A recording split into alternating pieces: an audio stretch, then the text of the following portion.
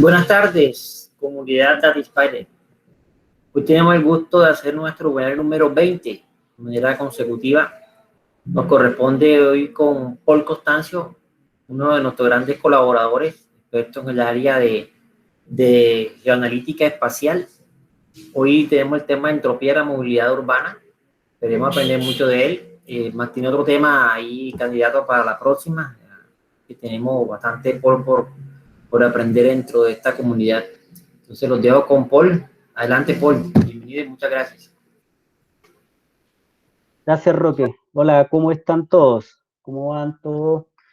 Bueno, así como les contaba Roque, yo soy del área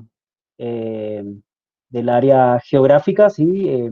Vengo del área de la analítica geoespacial. Y mi idea es compartir un poco lo que se puede hacer desde esta área, ¿no? Compartir un poco lo que hemos hecho. Lo que les voy a mostrar ahora es parte de un estudio que hicimos este año. Esto se debe porque eh, por el tema yo creo que han escuchado mucho ese término, el tema de la logística de última milla, ¿sí? Así que nos volcamos en estudiar y en entender desde el mismo territorio cuáles son los patrones. O en este caso, apareció durante el estudio el término de la entropía, debido a que realmente hay una manera de poder medir el desgaste o esta pérdida de eficiencia en las ciudades, ¿sí? Planteado como un nuevo indicador para medir, ¿no es cierto?, ciertas zonas, no solo una ciudad, sino, ya yo lo voy a mostrar a nivel de ciudades porque el tiempo no da para poder hacer un análisis microterritorial, ya que es donde entran a jugar compañías de distribución, son a las cuales está apuntado este ejercicio, pero lo vamos a hacer a nivel de ciudad y nos va a poder permitir comparar algunas ciudades con un indicador que yo creo que no habíamos visto tan seguido. Estos indicadores existen por ahí en algunas bibliografías, pero no es algo tan masivo. Entonces quiero hacerlo masivo con esta presentación para que ustedes lo empiecen a considerar. Otra cosa es que los datos que voy a presentar acá los vamos a publicar, los voy a estar publicando más adelante porque son datos son datos útiles, ¿no es cierto? Para que ustedes puedan seguir este ejercicio más allá de lo que yo les voy a presentar ahora porque no nos va a dar el tiempo. Bueno, así que, Roque, me avisa si están viendo la pantalla, ¿no? Sí, adelante. Entonces, vamos a comenzar. Entonces, le voy a explicar de dónde viene esto. Aquí lo que están viendo es un ejercicio donde se plantearon dos fuerzas de venta. Esto está, como les decía, esto está muy ligado, el tema de la entropía en la movilidad urbana está muy ligado al tema de la distribución en este caso, ¿sí? Obviamente esto nos afecta a todos en el día a día porque, por ejemplo, en el caso de ciudades como Bogotá, podemos estar 1 o 2 horas de trayecto a nuestro trabajo y eso obviamente merma un poco la calidad de vida.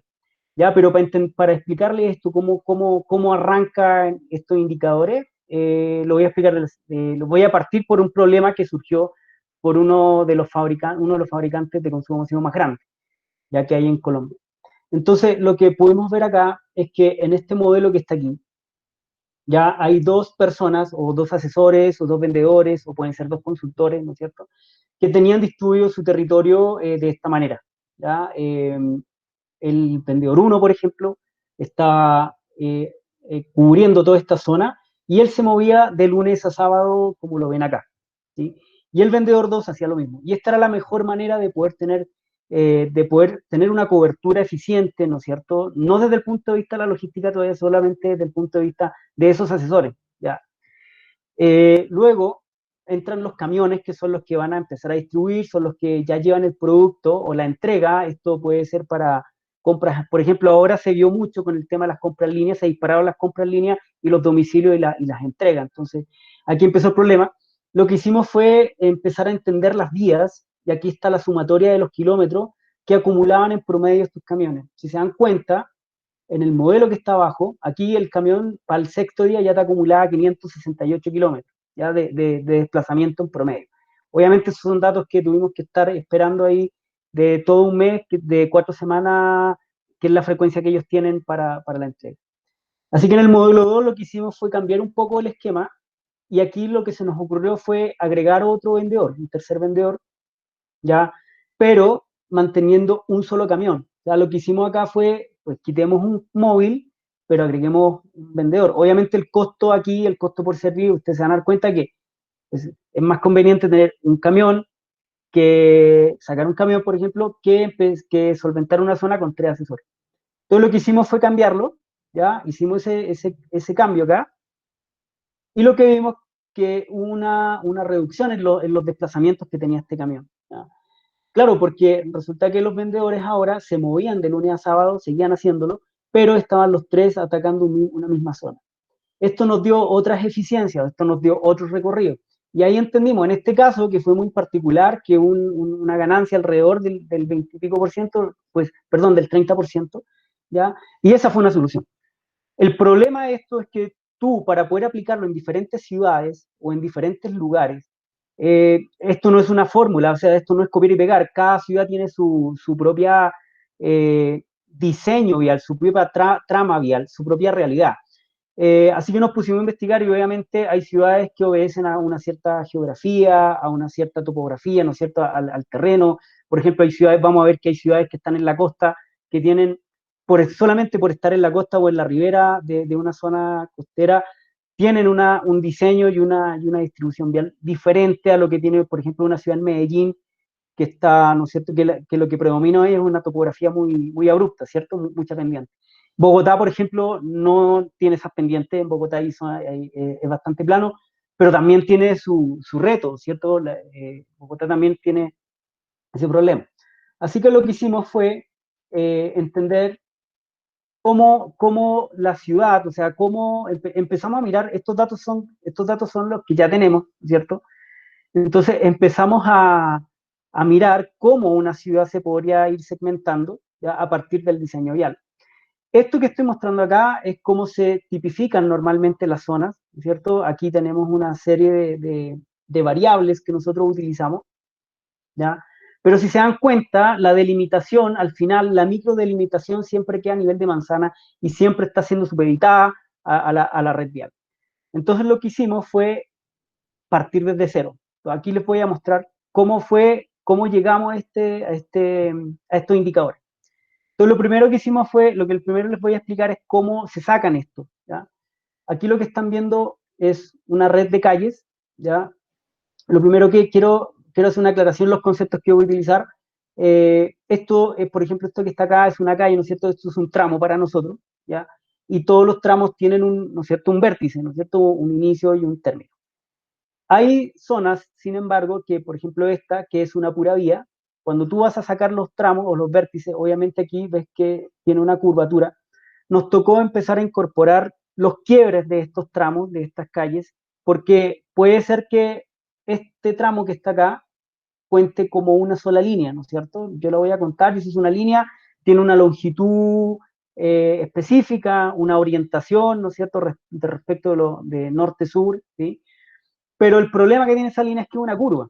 Entonces, el otro reto que tuvimos para calcular esto es que si fueran todas las ciudades cuadriculadas, podríamos haber sacado la longitud de cada línea, haber determinado las cuadrículas, el número de intersecciones, hubiésemos llegado a un indicador diferente de cada zona.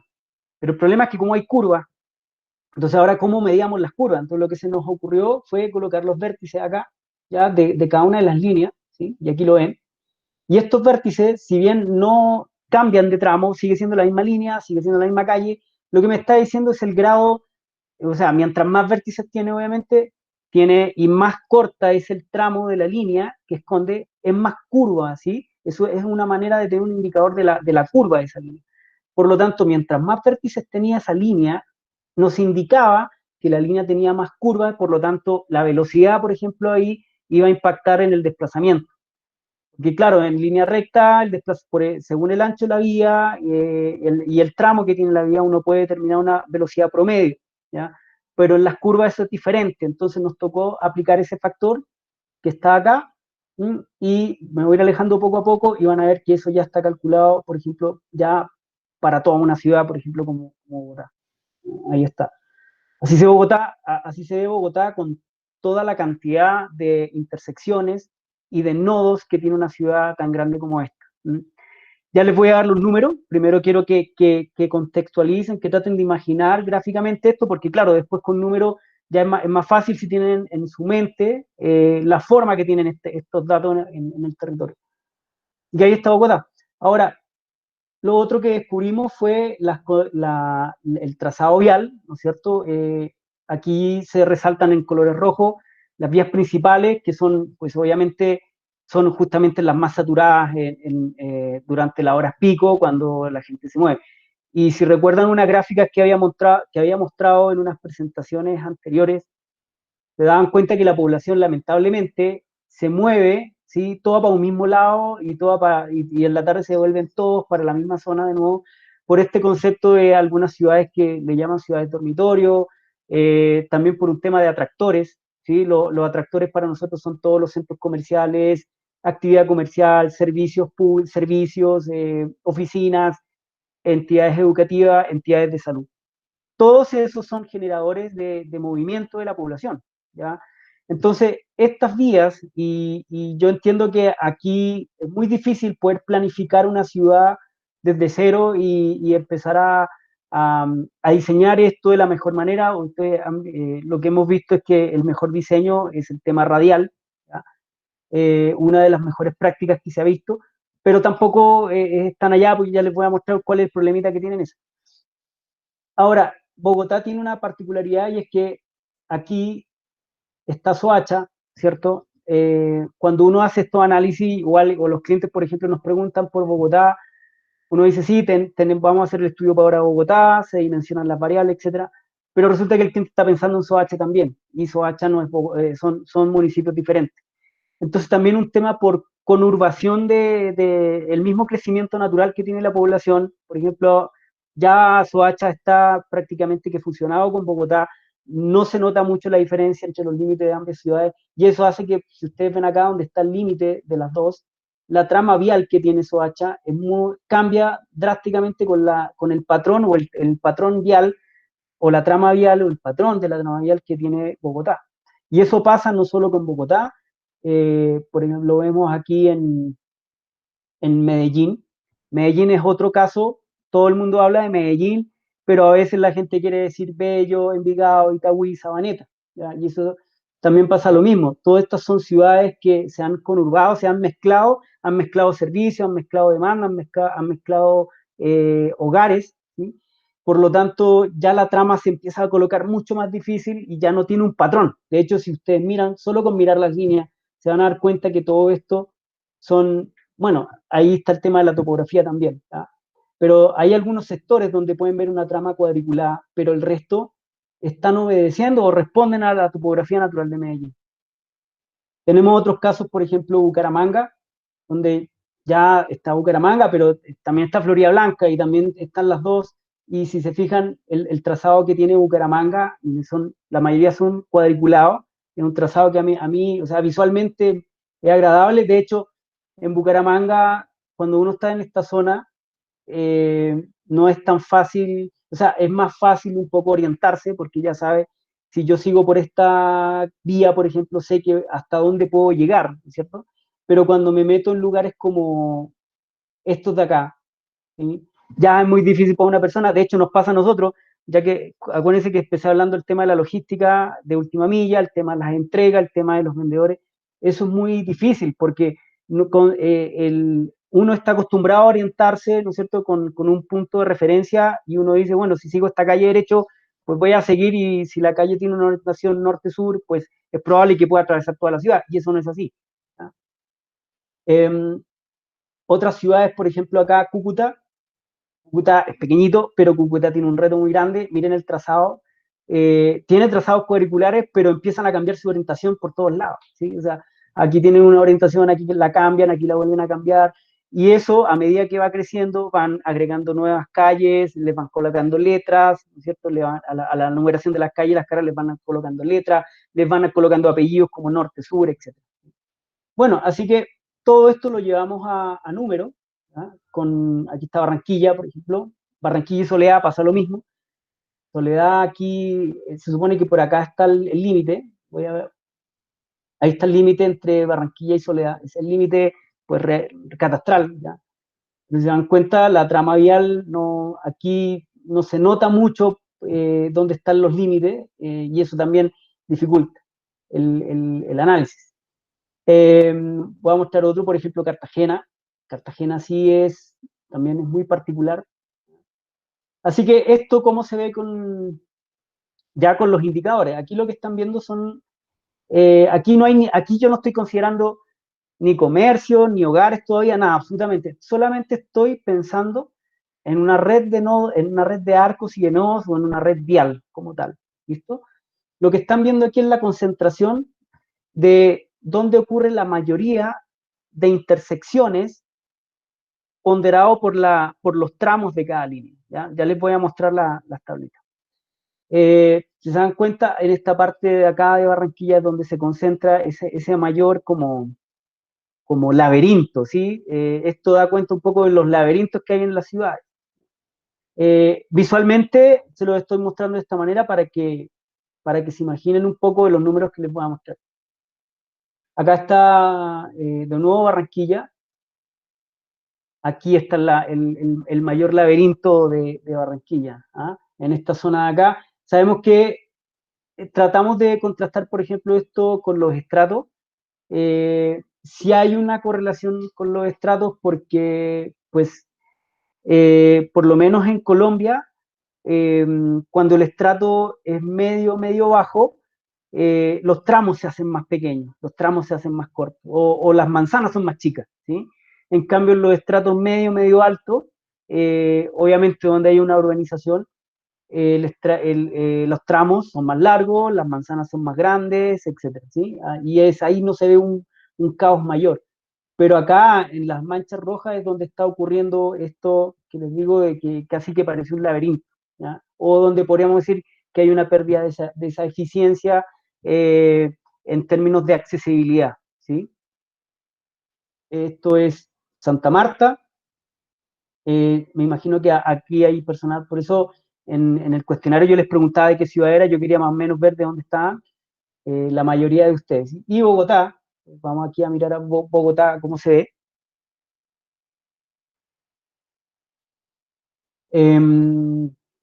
Bueno, Bogotá, ahí se demora un poquito porque es bastante pesado la data que tenemos, que estamos modelando ahí. Listo. Ahí están, si se fijan, no es como lo que yo les mostraba de Cartagena, por ejemplo, que Cartagena, hay una parte de Cartagena donde está ese laberinto, o está esa pérdida de eficiencia, o está esa competencia entre tramos y tramos, ¿sí? O sea, para ir de un lado a otro tengo que atravesar muchos tramitos, muchas intersecciones, etcétera. Bogotá tiene eso, si se fijan, en todo Bogotá, o sea, no hay como una mancha en algún lugar, todo Bogotá tiene, de hecho aquí, por ejemplo, pueden ver el centro, acá la parte del centro y un poquito acá en el sur, que es justamente donde empieza la salida hacia las zonas de Usme y el 20 de julio. Vamos a ir a buscar otras ciudades más pequeñitas, porque siempre estamos acostumbrados a hablar de Medellín, Cali, Barranquilla, pero miren estas de acá, esto es Pasto. Vean, Pasto. Ahora, la ponderación que yo hago de este como laberinto, pérdidas de eficiencia en las vías, es proporcional a la ciudad. Ya aquí yo no estoy, si me pusiera a comparar Pasto con Bogotá, con la misma escala que yo les estoy mostrando esto, pues Pasto aparecería limpio, ¿sí? No tendría ningún problema comparado con Bogotá. Así que esto es relativo. Esto es solo Pasto, ¿sí? Sin compararlo con Bogotá. Esta es la realidad de Pasto, también tiene sus laberintos en toda la ciudad. Hay otras ciudades pequeñas que también logramos, por ejemplo, Buenaventura. Buenaventura, sí, es más, si yo escondo acá, miren los tramos de Buenaventura, los tramos no hay una orientación, no hay una cuadrícula, son tramos pequeños y está también adaptado a una topografía y también a un tema, al tema que está en la costa, ¿no? Y eso también hace que toda la ciudad coja un eje y que por eso tiene ese diseño. O sea, les repito, es muy difícil que alguna entidad pueda planificar muy bien una ciudad, sino que esto se va desarrollando a medida que miren Dos Quebradas y Pereira.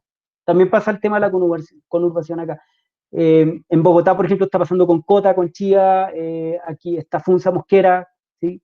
En un par de años, o sea, en unos años más adelante vamos a ver que ya se empiezan a conurbar mucho mejor y ya no va a haber un límite claro entre las dos. Y obviamente el trazado vial que tienen esas ciudades con respecto a las otras son muy diferentes. Bueno, ahora les voy a mostrar cómo se ve esto acá. Aquí tenemos el resumen de cómo hicimos estos cálculos. Entonces acá están las ciudades que vimos. ¿Sí? Aquí solamente estoy mostrando alrededor de una, creo que aquí hay unas, creo que lo hicimos para 30 ciudades en Bogotá. Yo, como les dije, después les voy a publicar los datos para que ustedes los utilicen, porque esto da para mucho. O sea, estos datos ustedes después los pueden utilizar para temas de población. Por ejemplo, yo no hemos visto qué tiene que ver esto con la población. Ya, repito, solo estamos hablando en términos de red vial, de accesibilidad, tal cual está el diseño, el tramado vial. Miren la cantidad de quiebres, aquí se calculó los quiebres. Los quiebres, lo que yo les decía era qué grado de curvas tiene cada ciudad. Miren acá estos porcentajes, estos son los porcentajes de las curvas sobre la cantidad de tramos que hay. Entonces, por ejemplo, Bogotá está como en el promedio de todas las ciudades, pero me llama la atención acá, por ejemplo, esta, Cali. Cali lo que me está diciendo acá es que no es una ciudad de, mientras más se acerca uno este indicador de acá, quiere decir que no hay curva. O sea, si aquí me apareciera un 1, sería una ciudad que no tiene casi curva, o que todas las calles son rectas. ¿Ya? Pero los que están más altos, por ejemplo, Bogotá, Medellín, por ejemplo, Medellín está en 0,70, Cúcuta, lo que les estaba mostrando de Cúcuta, miren, 0,68, o sea, la mitad, casi que la mitad de los tramos que tiene una curvita, o tiene una curva, entonces por lo tanto eso ya empieza a dificultar el tema del trazado o la trama vial. Aquí está la cantidad de vías, miren la cantidad de vías que tiene Bogotá, 77.842 vías, o sea, callecitas. ¿Sí? Imagínense los distribuidores, que son los que trabajan con nosotros, salen a recorrer eso todos los días. ¿Ah? Un Coca-Cola, por ejemplo, un Postobón, eso es lo que recorre todos los días, ese es su trabajo todos los días. La cantidad de quiebres es lo que está relacionado con las curvas, ¿no es cierto? Y las intersecciones, o las esquinas. Estas sí son esquinas, es diferente al concepto de quiebre. ¿Ya? Y aquí está el total de kilómetros. Miren qué interesante, Bogotá tiene 10.867 kilómetros con Soacha incluido. 10.000 kilómetros. Ciudades, por ejemplo, Medellín, 3.000 kilómetros y Barranquilla, 2.600 kilómetros. Y el tramo promedio. ¿Esto qué significa? Sacamos el promedio de cada calle y nos está dando, por ejemplo, Bogotá tiene 10.000 kilómetros de calle, pero en promedio son de 269 metros, o sea, son 2 manzanas y media, casi tres manzanitas, ¿ya? De promedio de las calles. Miren, Medellín me llama la atención, 649 metros en promedio tiene cada vía en Medellín. Tramos más largos, esto puede obedecer, por ejemplo, como están en las lomas, es probable que el trazado sea en el sentido de la pendiente de las lomas, ¿ya? Hace que tengamos vías que van en el sentido de la pendiente, pero las vías que van de manera perpendicular a la pendiente tienen que ser más largas, ¿ya? Porque si no se volvería, lo hacen por un tema de diseño vial, también lo hacen por un tema ¿cómo se llama? De aguas lluvias, ¿sí? Tiene que ver con el tema de aguas lluvias porque tampoco tienen que ir canalizando el tema de las aguas lluvias, también tienen que ir siguiendo la pendiente, el terreno, la curva. Entonces, por lo tanto, las vías que son perpendiculares al sentido de la pendiente sí tienen que ser un poco más largas. Entonces, por eso también se puede explicar un poco. Miren Cali también tiene un sector de laderas y Cali tiene una forma muy particular que es muy largo. ¿Por qué? Porque como que Cali se extendió para alcanzar lo que es Jumbo y Jamundí. O sea, es como que Cali esté en el centro y Jamundí y Jumbo tratan de estirar Cali un poco, ¿sí? Por un tema de demanda y oferta de servicio, que es el tema que son ya parte de temas como la conurbación. Entonces también me llama la atención, 559 metros en promedio tiene una calle en Cali, bastante larga, o sea, estamos hablando de 5 cuadras casi. ¿Sí? Y ya las demás están dentro de lo normal, que son 100 metros. Armenia me dio 100 metros exactos, o sea, casi todas las calles son de una cuadrita. Eso es lo más cómodo que puede haber. De acá después, alguno de ustedes, si vive en alguna de estas ciudades, me puede comentar un poco o nos puede contar a todos o complementar un poquito lo que yo estoy diciendo acá. ¿Ya? Ahora lo que hice fue empezar a comparar, por ejemplo, el tema, ya el tema de la eficiencia con el parque automotriz, por ejemplo. Acá está el número, el parque automotriz, esto sale en un informe que también les voy a dar la fuente después, para Barranquilla, Bogotá, Cali y el parque de motos.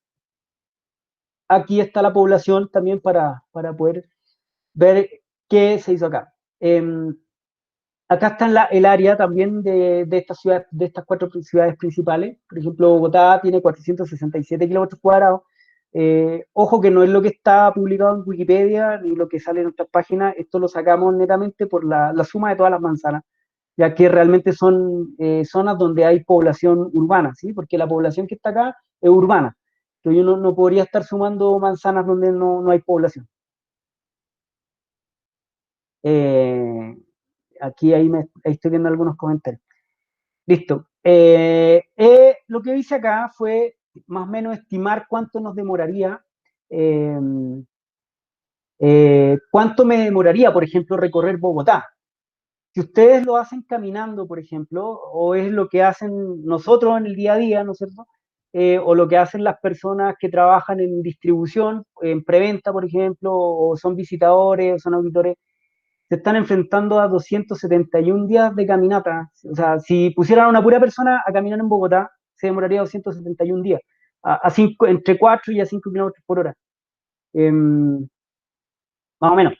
Entonces, pues, para recorrer entonces en un día Bogotá necesitáis 271 personas, ¿ya? Y más o menos las fuerzas de venta que tienen estas grandes compañías están alrededor de esa cantidad de vendedores. ¿Sí? Bueno, un poquito menos, pero porque lo hacen semanal. Eh, En Barranquilla son 66 días, en Medellín 85 días, en Cali 100 días de caminata. ¿Sí? O sea, eh, en horas esto se sacó con... Esto fue un poquito más complejo, por ahí está viendo que me estaban haciendo una pregunta, ya la respondo. Porque para poder calcular estas horas, esto es en modo automóvil. ¿Ya? Y esto fue un poquito más difícil porque tuvimos que considerar no solo el largo de la vía, sino que lo que yo les decía de las curvas, para poder determinar podría ser la velocidad promedio. Entonces utilizamos 3 rangos de velocidad promedio. ¿Ya? Una velocidad de 60 kilómetros por hora, perdón, de 50, que es lo que está normado, ¿cierto? En Colombia. Una velocidad de 30 kilómetros por hora y una velocidad de 20. ¿Ya? Y con eso sacamos las velocidades promedio de cada tramo y llegamos a esta conclusión que en modo auto, por ejemplo, te demorarías 45 horas en poder recorrer todo Bogotá si tuviera, bueno, si fuera solo recorrer sin, tal como me están preguntando, sin semáforos, sin paradas, etcétera, etcétera. ¿Sí? Así que, ¿qué hicimos? Agarramos el parque automotriz, que está acá, y otro indicador que sacamos fue la cantidad de carros por día. O sea, ¿qué pasa si yo agarro todos los carros, ¿sí? Todos los 140.286 matrículas que están inscritas en Bogotá, perdón, en el 1.584.000 que está en Bogotá, ¿ya? Y trato de repartir todos esos autos en todas las calles que hay, ¿sí? Más o menos para empezar a entender desde cero, porque claro, yo me voy a las estadísticas que tiene Waze, a las estadísticas que publica Google, que están ahí públicas. OpenStreetMap también está publicando estos datos, Here también lo hace, eh, y ahí salen cuáles son los tramos que están más saturados, cuál es la velocidad promedio, pero nosotros no queríamos llegar ahí directo, o sea, queríamos entender desde antes cómo poder explicar esto desde antes, porque eso ya es un resultado, eso es lo que le está pasando a la ciudad hoy. Hoy la ciudad tiene ese problema.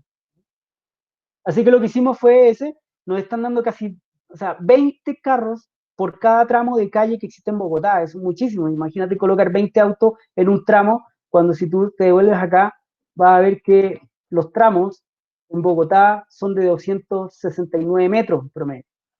Entonces trata de imaginarte tener 200 metros de calle lineal, ¿no es cierto? Y metís 20 autos ahí. Eso es lo que está pasando. Y ahí tiene una respuesta, porque eso se pone más grave por lo que por lo que les mostraba aquí, cuando yo muestro estas vías principales. esas son las vías principales por donde todo el mundo se llega en algún momento para desplazarse a la ciudad. Por lo general, por ejemplo, en Pereira, para ir de Pereira a Quebrada, tengo que ir, la mayoría ocupa esta vía principal o las que están marcadas en naranja, por eso nosotros las resaltamos, para entender ahora cuál es el aporte que hacen estas vías naranjas y las vías rojas, que son realmente las que dan salida y son las que generan, facilitan el movimiento a las personas. Entonces ya, cuando entonces comparas esto con los 20 carros por vía, te das cuenta que, por ejemplo, en el caso de Bogotá, el 38% de las vías de Bogotá son las que están saturadas. Y el otro que sobra, el 70, el 60 y pico por ciento, están desocupadas. O sea, el resto de vías, de hecho lo voy a mostrar acá, el resto de vías, aquí están, todas las que están en rojo y en naranja son las que aportan, lo que les digo, el 38% de la conectividad que tiene Bogotá. Y esas son las que se saturan y esas son las que están con pico y placa. Si yo estoy diciendo eso, ya no tengo repartidos los 20 carros por vía. Ahora tengo mucho más, porque esos 20 ya no están todos repartidos en todas las vías que existen, sino que están todos acumulados en esas vías rojas y naranjas. ¿Ah? Mira el caso de Medellín, tenemos 48 carros por vía, pero ojo, recuerden que Medellín era el que tenía los tramos más largos. ¿Ya? Y luego viene Cali con 15 y Barranquilla con 8. Y el tema de motos, pues miren Medellín, 30 motos por vía. ¿Ah? Bueno, yo no sé, es una percepción mía, pero yo no sé, mi percepción cuando viajo a Medellín es ver más motos en Medellín que en Bogotá. Pero puede ser que en el sur de Bogotá también haya más motos que lo que uno ve en Medellín, ¿ya? Pero esto está pasando. Entonces, estos indicadores nosotros los cogimos, ¿ya? Y empezamos a ponderarlos. Llegamos a aquí les voy a mostrar una correlación que empezamos a construir. Acá está. Esta correlación que está acá está buscando explicar qué relación hay entre estos conflictos, esta concentración de intersecciones y tramos pequeños respecto, por ejemplo, de un parque automotriz. O sea, ¿qué correlación hay? Porque ese es el problema que tenemos hoy. Ahora, cuando yo prendo acá otra vez, aquí les voy a mostrar de nuevo. Cuando enciendo ese factor ponderador que utilizamos, van a dar cuenta, miren, aquí, en la mayoría de las intersecciones, se está dando ese factor, o ese conflicto, ese grado, esa pérdida de eficiencia que tiene la ciudad. ¿Ya?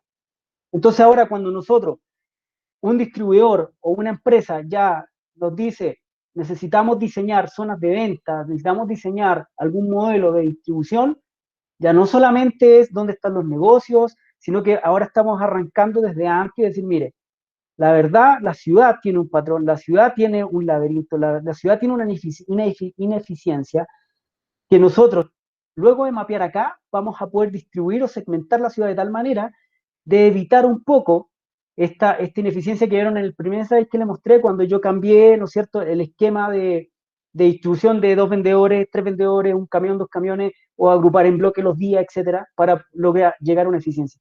Porque la eficiencia que nosotros descubrimos fue netamente casi que por prueba, ¿ah? Probando de qué manera se reducía el menor desplazamiento. Es más, eso se corre con ruta mínima y con la ruta mínima yo puedo saber de qué manera tengo que visitar el territorio para tener el menor desplazamiento posible. Pero esto busca ir más allá, esto busca desde antes predeterminar, ponderar el territorio de esa manera, de respecto de esa ineficiencia, y luego plantear un esquema de zonificación diferente a partir de estos patrones o a partir de estos ineficiencias que ya tiene por naturaleza la ciudad. Ahora, a esto es un dato que no tenemos, sí, pero ¿qué falta acá? Falta el tema, por ejemplo, aquí veo el tema de la semaforización y la reducción de velocidad por cámara. Claro, ya ahí ya empieza a cambiar el tema porque lo que yo les comentaba, nosotros calculamos la velocidad promedio, más o menos, considerando el tramo, la cantidad de intersecciones, ¿sí? Y bueno, el ancho de la vía, que también un dato que tiene esta red vial, tiene el ancho de la vía, el doble sentido, pero no tenemos, por ejemplo, la cantidad de semáforos, no tenemos la cantidad de los reductores de velocidad. Hay otros factores, por ejemplo, conjuntos residenciales, zonas comerciales, eso también ralentizan más la ciudad, la hacen más lenta. ¿Sí? Y finalmente, obviamente uno puede meter aquí datos como, por ejemplo, ya poner los resultados de las horas pico, que son números que ya están publicados, como les decía, por Here lo están publicando, por ejemplo, Uber también está publicando, no sé si todavía, Waze está publicando datos de los tiempos de la ciudad. Eh, bueno, aquí, bueno, no sé si, yo creo que ya no, casi que no estamos pasando. Si quieren, me pueden hacer preguntas o pueden participar. Me gustaría escucharlos, qué opinan. Como les digo, este es el primer paso para poder llegar a un cálculo de ineficiencia, una pérdida de eficiencia en las ciudades, sobre todo ahora que lo que más valoran las personas es el tiempo, ¿sí? Y eso quedó demostrado con la pandemia cuando estuvimos en cuarentena, ¿sí? Luis, son libres de abrir micrófono, preguntarle o por el chat si quieren. Gracias, Paul, por compartirnos tus conocimientos. Por ejemplo, voy a leer acá una, dice, estos cálculos tienen en cuenta, la hacemos, no, lo que les decía, no lo tenemos, sería ideal poder tener esa información y agregarla. Yo sé dónde están esos datos, pero la verdad no hemos llegado hasta allá. El manejo de pendientes, esos datos, perdón, no están para toda la ciudad. En el manejo de pendientes, una calle en Manizales, en la falda de la montaña, no se compara con una calle de Bogotá. Ajá, sí, así es. En la falda de una montaña no se compara así. Claro, esa es la otra. Por ejemplo, esos datos también están, las pendientes. Sería genial poder ponderar cada tramito por la pendiente que tiene. Son datos que ya están. Lo que pasa es que ya es un trabajo eh, que va a dar para mucho más largo. Quizás más adelante hago evolución un poco esto, porque por ahí vi unos estudios que hay. También les puedo, después podemos hacer un listado, si quieren los vamos anotando en el grupo. Por ejemplo, hay un listado, hay un estudio que habla sobre la orientación de las calles. Y esto es muy interesante, pero a mí no me gustó mucho porque la verdad eso es como un resultado natural de las ciudades, ¿no? Por ejemplo, las que están en la costa obedecen la orientación de las calles que están en la costa, obedecen un poco, vamos a ir para allá, para la costa, tengo un viaje para allá, obedecen un poco al litoral, ¿no? Por ejemplo, Barranquilla. Toda esta parte de acá, yo sé que es la ribera de una zona costera o del río, ¿ya? Y toda la ciudad tiende como a organizarse de acuerdo a eso. En el caso de Medellín, lo mismo. Medellín está organizado de acuerdo a un eje súper fuerte que es el río Medellín, ¿no es cierto?, que atraviesa toda la ciudad y a los dos lados están las laderas. Cali, lo que yo les comentaba de Cali, es como que alguien estuviera estirando Cali, ¿no? Que Jamundí y Jumbo, sí, Jamundí abajo, perdón, y Jumbo en el norte estuvieran estirando Cali. De hecho, miren acá se ve esta conexión que hay aquí, ya eso ya está conurbado. Entonces, si a esto yo le agrego la orientación de las calles, ahí tendríamos otro estudio, y he visto varios estudios en la web que hablan de la orientación de las calles. De hecho, algunos dicen que se podría evitar la cantidad de accidentes si la orientación de las calles no favoreciera la puesta del sol en la tarde o en la mañana, que es lo que hace que ocurra un accidente, porque uno no mira, o sea, le cuesta mirar y uno a veces no ve el que está delante por el reflejo del sol. Hasta ese nivel de detalle yo he visto algunos estudios con la orientación de la calle, pero pues no sé si en Bogotá podría resultar eso, porque igual estamos en una latitud donde, cierto, está cambiando la salida y la puesta del sol. Pero hay otros factores, como les decía, factores económicos, factores de no planificación, porque realmente es muy difícil hacerlo. Yo siempre he dicho, si quieren tener problemas de vías despejadas, pues hagan de una vez vías de 5 carriles, pero nadie va a invertir en 5 carriles de una vez. Lo otro que pasa, las ciudades están hechas para los automóviles, las ciudades no están hechas para los peatones. Es más difícil desplazarse para un peatón que para un auto. O sea, no puede ser que para cruzar una calle, por ejemplo, el peatón tenga que, no sé si han fijado, si han tratado de cruzar, por ejemplo, por un paso peatonal, uno termina, uno termina caminando 2 veces lo que uno caminaría solo cruzando la vía. O sea, por cruzar esa vía que puede tener, no sé, unos 20 metros, uno termina caminando entre subir la rampa, cruzar y volver a bajar la rampa, o en tratar de buscar el próximo cruce, uno termina caminando 3 veces más o 2 veces más. Pero en cambio para los automóviles no, porque las ciudades están hechas casi que para los automóviles. Entonces, todos esos factores influyen en que aquí no hay un patrón y que toca obedecer a esta trama que les estoy diciendo y toca considerar este tipo de ineficiencias que tiene la ciudad. No sé si alguien más quiere comentar algo, preguntar.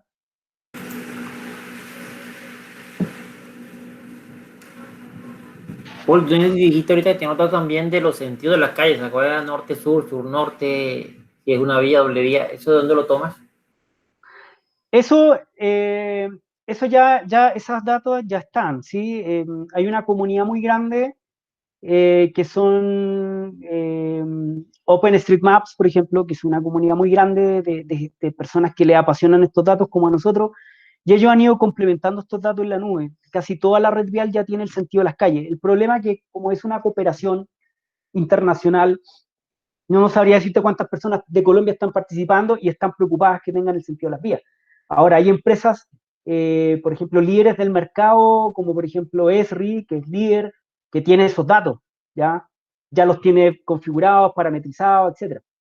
Esta red vial que están viendo ustedes la construimos nosotros. Nosotros somos una empresa de análisis espacial y estamos en la obligación de tener estos datos construidos, ¿ya? Pero tú los puedes encontrar en lo que te digo, en los grupitos de OpenStreetMaps. Ahí viene, incluso viene el tipo de vía, viene la velocidad promedio, el ancho de la vía, si es doble vía. Creo que los giros permitidos o no permitidos, los giros permitidos o no, no vienen en esa capa. Eso toca construirlo uno, porque esa es la otra. Estuve leyendo por ahí y encontré que, por ejemplo, hay una empresa de distribución muy grande que descubrió que los giros a la izquierda generaban más pérdida de tiempo y de combustible que los giros a la derecha. Entonces, todas las rutas que ellos planifican tratan de hacerla para que los camiones giren a la derecha, evitando que giren a la izquierda. Me imagino porque para girar a la izquierda siempre toca esperar, seguramente toca esperar en algún cruce, hay semáforos para eso, etc. Pero de ahí se sacan, Rocky, ahí está esa información, yo después te puedo ayudar. El sentido de las vías está ahí, la velocidad, como te decía. Lo otro, si tienen, lo otro que viene es el tipo de vía, ¿no? Porque aquí está viendo todos los tramos, pero mira, yo los tengo marcados por primaria, secundaria, terciaria, etcétera. Nosotros hicimos esa categorización, pero también ya está categorizado ahí. Te repito, no es exacto, si no tocaría recurrir a una empresa como la de nosotros, como te digo, que ya tenemos eso parametrizado, o ERRI, que lo tiene muy bien a nivel latinoamericano, etcétera. Para correr las rutas mínimas y para hacer ruteo en logística sí tenemos que utilizar lo que dices tú, el sentido de la vía y los giros prohibidos. Eso sí es clave para... Y el ancho de la vía también, porque hay zonas donde... o sea, no, o sea, tenemos que tener categorizar las vías para que corra la ruta mínima, ¿no?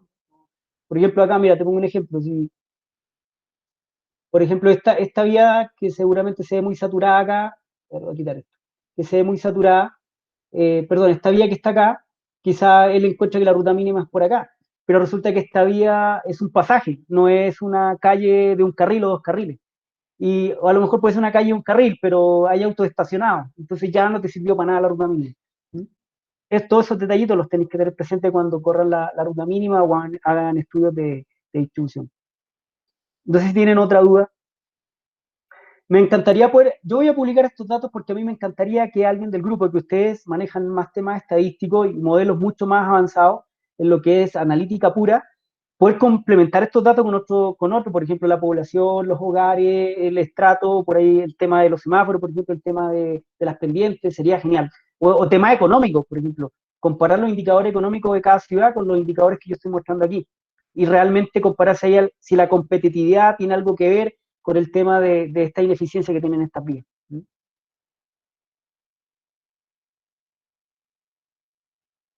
¿Alguien más?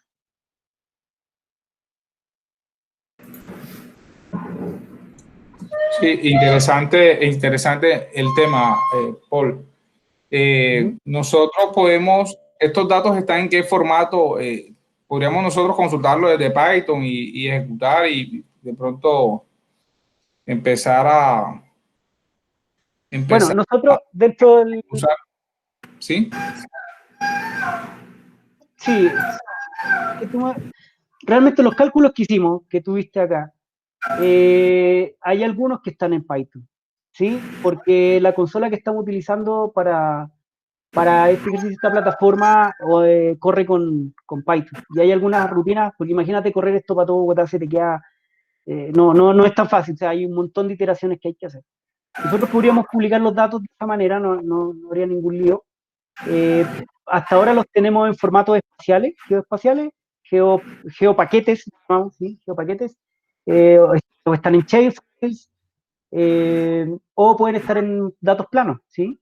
Si quieres ahí en el grupo, toquemos el tema más adelante en el grupo, y yo les Sí. voy a avisar dónde los vamos a publicar. También vamos a colocar unos visores, ¿sí? Para que también Sí, lo puedan... muy bien. Podemos de pronto, Roque, organizar un GitHub del grupo para tener cosas ahí y entonces en el foro vamos comentando y vamos hablando. Yo creo que hay este tema de tema geoespacial, GIS y demás es muy interesante. Yo he venido trabajando en rutas en 20 ciudades en Colombia, pero bueno, eso lo conversamos después si quieres. Los dos lo conversamos para decirte de pronto qué cosas podríamos nosotros unir ahí. Sí, claro, sí, sí. Sí, tal como tú dices, nuestra empresa por lo menos, o el equipo que nosotros compartimos la pasión por estos datos, estamos convencidos que todas las variables están influenciadas y dependen de este tipo de análisis del territorio, ¿sí? Casi todo. Entonces, por eso para nosotros es conveniente empezar a compartir estos datos que nosotros tenemos, porque sé que un grupo como usted puede hacer muchas cosas, puede llegar mucho más lejos en estos análisis que lo que estamos haciendo nosotros, ¿sí? Nos quedamos cortos, porque realmente hay mucho por hacer todavía con la data geográfica. Y lamentablemente todavía no está disponible al 100%, ¿sí? Como te decía, no me preguntabas, ¿estos datos están publicados en algún lado? No, no están publicados. En ningún lado vas a encontrar estos datos que te estoy mostrando yo. Por lo menos de manera pública, ¿sí? Sí, yo creo que podemos hacer conocimiento de todo, es lo más fácil para que no se nos pierda lo que hemos avanzado. Y de ahí seguir creciendo. Ajá, sí, claro, no hay problema. Bueno. Y no sé, ¿qué más quieren aportar? No sé si quieren dar alguna idea de lo que se podría avanzar con estos indicadores. ¿Qué iba a decir, Milton? No, darle las gracias, le di las gracias a Paul. Gracias, Milton. Bueno, listo. Bueno, y que Milton y Paul me ayudan para hacer el GitHub de geoespacial aquí en el grupo. Y vamos avanzando. Listo.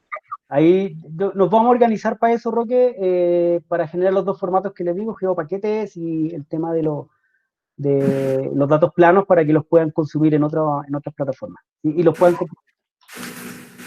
Listo. Listo, gracias, Paul, muy amable, como siempre. Bueno, que estén bien. Chao. Chao, hasta luego a todos.